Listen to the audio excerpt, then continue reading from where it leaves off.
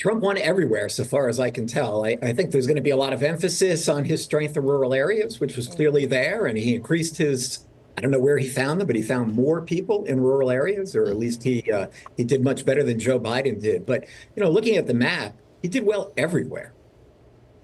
Well, yeah, I'm looking at the parts of the map that we consider to be bellwethers. Northampton County, of course, has selected the statewide presidential winner in Pennsylvania in every election for, 80 years now, I believe, Professor. And Northampton County, of course, broke for Donald Trump. So, too, did Bucks County. And when we consider Pennsylvania as being part of the blue wall, I wonder if looking at the results in these margins in the state, if you would still consider blue wall something that we should be saying right now.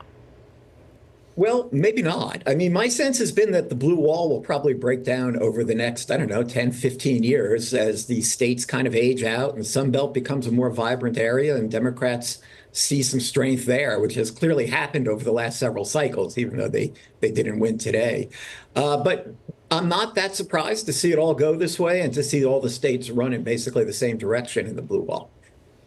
Tell us why. There was a thought that many pollsters had that if even there was a 1% error in each direction, that it could lead to a landslide. Help our listeners and viewers understand that.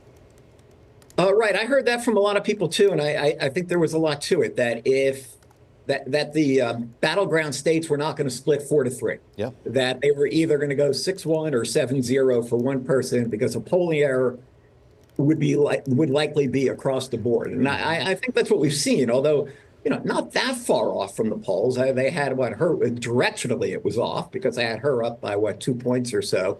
I don't know what his final number will be. So they picked the wrong winner, but the percentage that he's going to get is not that far off from where the polls are showing. Amazing. Well, so as we consider that, there's obviously among Democrats right now, Professor, a lot of Wednesday morning quarterbacking going on, a lot of pointing the fingers of blame as to where exactly this campaign for Kamala Harris went wrong. And there's questions around whether one of those wrong turns was in the selection of Tim Walz as her vice presidential running mate, as opposed to Governor Josh Shapiro. Do you think that would have made a difference? Not really. I think I read this election as a whole-scale rejection of the Biden administration. Wow. And, Biden needed to get out earlier. He needed to allow a primary process to operate so that Democrats could create an identity separate from Biden.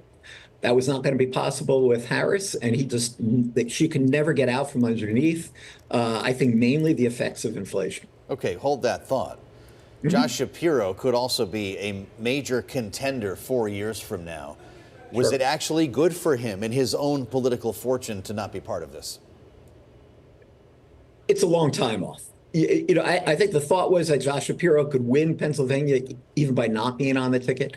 Had he been on the ticket, I'm not convinced it would have made that much of a difference. But had it, I don't know that it would have made a difference in Michigan and Wisconsin as well. Well, that's a fair point. Pennsylvania was only one piece of this puzzle. And as we keep reiterating, this puzzle does look a lot more red than it does blue when you're looking at the electoral map, with a few states still have left to be called and a few Senate races still to be called as well. It is very tight between McCormick and Casey, the incumbent Democrat.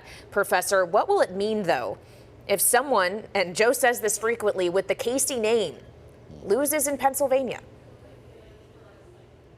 The Democrats lost several statewide races in yesterday's election. So I'm not surprised Casey went down. I thought maybe his name was gonna keep him afloat, but it could be a sense in an anti-incumbent election or an anti-establishment election that somebody who's been around for as many years as Casey and his family have been, the voters tell him it's time to go.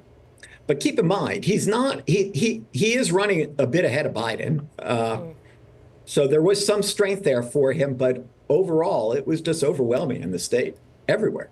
I'm supposed to ask you, Professor, what Kamala Harris is going to say or should say when she delivers, I guess, her concession speech later on today. She's going to talk at 4 p.m., and we do have reporting now that she has called Donald Trump to concede. I'm more curious what you're going to tell your students when you get them back in class and what you expect to hear from them.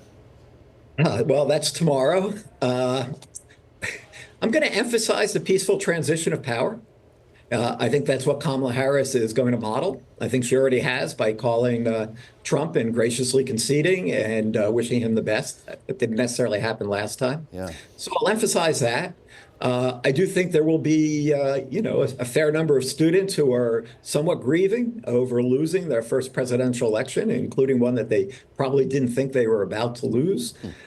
Sure, we'll talk about that, but mostly I want to put up this map that shows the changes from 2020 and emphasize that this was a victory across the board. So I don't, in other words, I don't think you can point to any particular demographic group. I don't think you can point to any particular campaign decision that Kamala Harris made. I don't even think you can point to the Kamala Harris campaign. This was a wholesale rejection of the administration. There was no way for her to get out from under that, or at least she couldn't figure that out.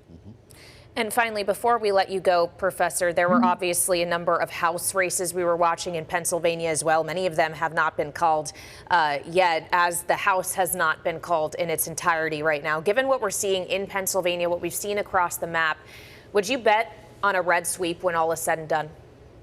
Oh, of all the House races, it could well be. I have to tell you, I haven't looked carefully enough at the ones that are still outstanding. I fully expect the House is going to go red. It seems like a pretty narrow path for the Democrats to retain it. And yeah, Pennsylvania may end up losing all of its blue seats. Well, except for inside of Philadelphia. They'll retain those seats.